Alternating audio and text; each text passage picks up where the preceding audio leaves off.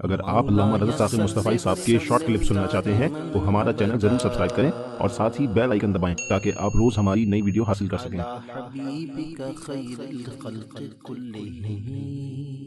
جب اولاد نصیب ہو تو ماں باپ کو ان کی صالح تربیت کے لیے کوشاں ہو جانا چاہیے اور اپنے تئیں بھرپور کوشش کرنی چاہیے کہ ہماری اولاد نیک ہو، صالح ہو۔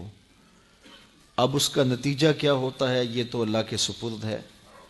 ایسا بھی ہوتا ہے زندوں سے مردہ اور مردوں سے زندہ۔ اچھی تربیت کا نتیجہ اچھا ہی ہوتا ہے۔ یہ خال خال واقعات ہوتے ہیں، انتہائی نااہل اولادیں ہوتی ہیں جو اچھے والدین کی آغوش میں پرورش پانے کے باوجود بھی بری ہوتی ہیں، اور برے ماحول میں پرورش پانے والی اولادیں اچھی ہو جائیں یہ بھی خال خال واقعات ہوتے ہیں۔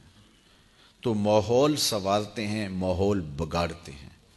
اس لیے اچھے والدین اچھی اولاد کی ضمانت ہیں۔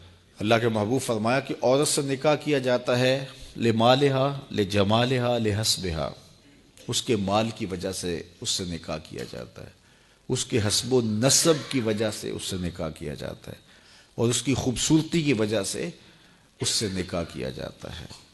فرمایا کامیاب وہ ہوا جو دین کی وجہ سے نکاح کرتا ہے۔ عورت دیندار ہو، نیکوکار ہو، صالحہ ہو، اگر اس کے اندر باقی اوصاف بھی ہوں تو اچھی بات ہے، لیکن یہ سب سے بڑی بات ہے عورت کی دینداری۔ چونکہ کل کلاں اس نے ایک اولاد کی تربیت کا کفیل بننا ہے، اور اگر وہ صالحہ ہوگی تو تمہاری معاون ہوگی، ممد ہوگی، مددگار ہوگی، اور صالح اولاد کی تربیت میں اس کا ایک خاصا حصہ ہوگا۔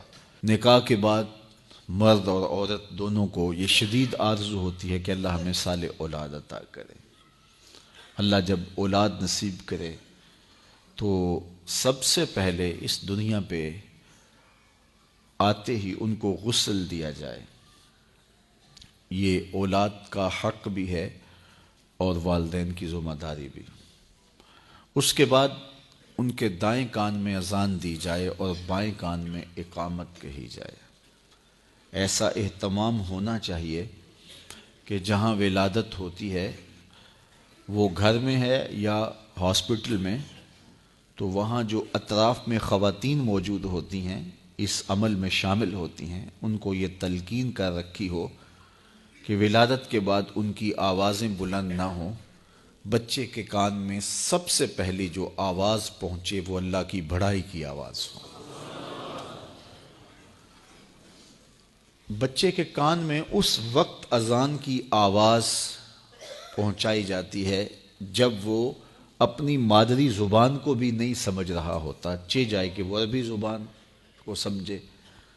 تو ایک تو اذان کا فائدہ یہ ہے کہ جہاں اذان دی جاتی ہے وہاں شیطان بھاگ جاتا ہے۔ تو بچہ جب پیدا ہوتا ہے تو اس کے ساتھ ہمزاد جنم لیتا ہے، تو شیطان کو بھگانے کے لیے بھی اذان دی جاتی ہے۔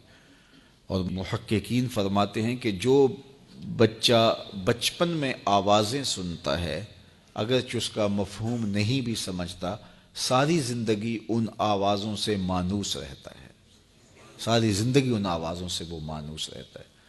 تو بچہ پیدا ہو تو سب سے پہلے اس کے کان میں اللہ کی بڑائی کی آواز پڑے، اور فلاح اور نیکی اور نماز کا بلاوا اس کے کان میں ہو، تاکہ اس کے لاشعور کے اندر یہ بات بیٹھی ہو، اور جب اسے پکارا جائے تو وہ دوڑ کے مسجد کی سمت آئے۔ پھر اس کو تحنیک دی جائے، یہ جس کو گٹی کہتے ہیں، اور وہ اگر کوئی صالح شخص دے تو اچھا ہے، ورنہ کوئی بھی تحنیک اس کو جو ہے وہ دے سکتا ہے، اور وہ کھجور ہے یا کوئی اور میٹھی چیز ہے جو اس کے تالو سے چمٹا دی جائے، اور وہ اتنی زیادہ نہ ہو بلکہ مناسب مقدار میں ہو، جس کو بچہ چاٹ لے تو اس سے خوشگوار روحانی اثرات مرتب ہوتے ہیں۔